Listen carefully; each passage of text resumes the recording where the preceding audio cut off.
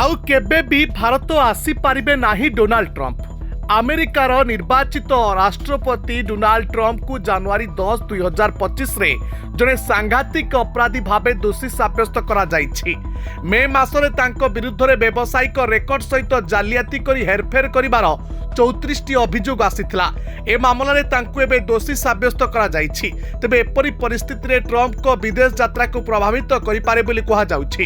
विशेष करी जेउ देश गुडिक आपराधिक रेकर्ड थिबा व्यक्ति मानक उपरे देश को आसीबा पई कठोर कटकणा लगांती।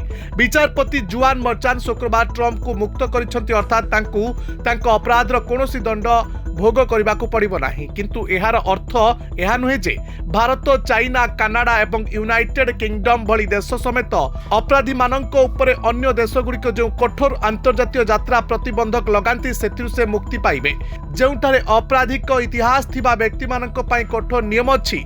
विश्व रे एपरि 16टी देश अछि जे माने गुरुतर अपराधी रे दोषी साब्यस्त होइतबा लोकंकु देश को प्रवेश करबा को मना करंती एवं अन्य 22टी देश रे एपरि आईन अछि जहा जने व्यक्ति को तांको रेकर्ड प्रकाशित हेले देशांतरित करा जाई परिबो। कहा जाउछि ट्रंप को भविष्यतर यात्रा समस्या आसीपारे। विशेषकर आसंता वर्ष G7 शिखर सम्मेलन आयोजन करुथुबा Canada, Israel, Japan, UK, Bharat, China और अर्जेंटीना भली देश जहां से गस्त करेंगे। आश्चर्यर कथा होछि ट्रंप एभली अपराधी दोषी साब्यस्त होई प्रथम राष्ट्रपति हेबे नाही जे यात्रा पई एक स्वतंत्र छाड़ आवश्यक करेंगे। पूर्वतन राष्ट्रपति जॉर्ज डब्ल्यू 1976 रे एक मद्यपान करी गाड़ी चालना अपराध जुगु तांको कनाडा प्रवेश करबा पई एक स्वतंत्र अनुमति दिया जाइतला।